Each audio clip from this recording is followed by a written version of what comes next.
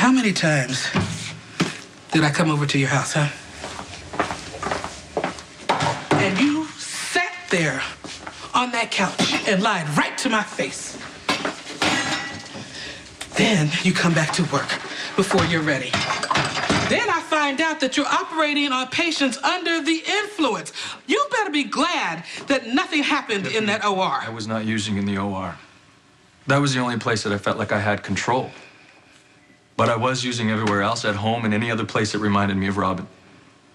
You've been through an awful lot, but that does not excuse your actions. I'm not making excuses, but it's important to me that you know that I didn't jeopardize any patients. What about jeopardizing yourself? Your daughter, your friends, colleagues. Yeah, I was wrong. And I let everybody down, including you. Well, my hurt feelings are the last of your problems. I couldn't face it, Epiphany. I couldn't admit that I needed help. Robin always said I was arrogant. Well, it turns out I'm selfish and irresponsible on top of it. So now you got to pay the price. Yeah, you're right. So do you want to go to Monica together? Who said anything about going to Dr. Quartermain? You admitted to stealing the drugs. You went through detox. You're in recovery. Now you have to prove yourself. And you're going to have to apologize to a lot of people. I think that's enough of a burden without adding the chief of staff to things. So what are you saying? Dr. Quartermain trusts me to make the right decisions. But let me tell you something, Doctor. I will be watching you like a hawk. And the minute that I think that you are relapsing or jeopardizing any patient or yourself, I will go to Dr. Quartermain and I will report you so fast that you will not have time to take off your lab coat before that door closes behind you. Are we clear? We're clear. Thank you for your faith. Good. Welcome back, Dr. Drake.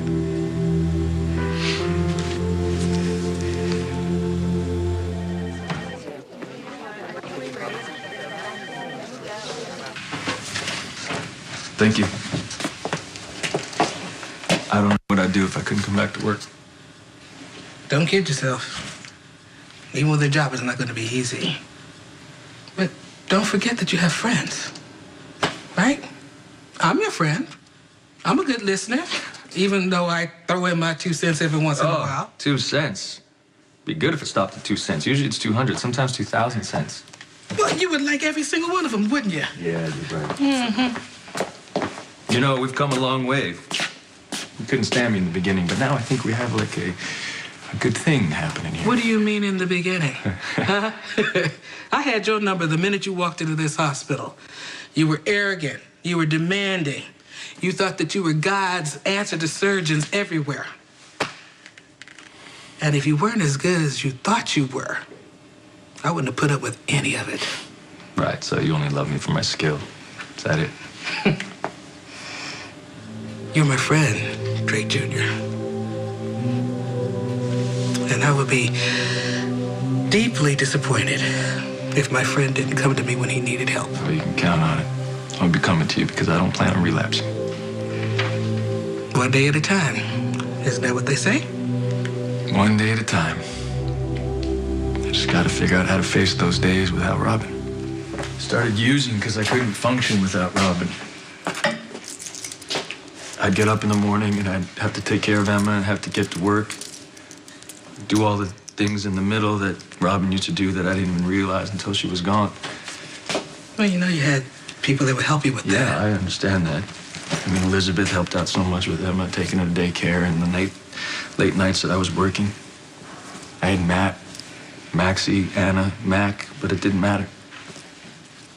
I'd wake up in the morning, and if I actually got sleep, it would feel like there was a massive hole in front of me and I didn't know how to get to the other side. You know that the drugs just dug that deeper. Yeah, I know that. Now I know that. To be honest, I'm actually scared to go home. Well, that's a good thing. Yeah, you're right. I have to acknowledge those feelings. And I have to remind myself what I tell Emma, that Robin is there and she's taking care of us and that she wants us to be happy. But I don't know if it's possible to be happy when you've got a broken heart. First, you gotta let it heal. Well, I think that started. You know, when I used to think about Robin, it felt more like torture. Now it's a little more comfort. That's a blessing. I gotta do what Robin would want. I gotta let her rest in peace.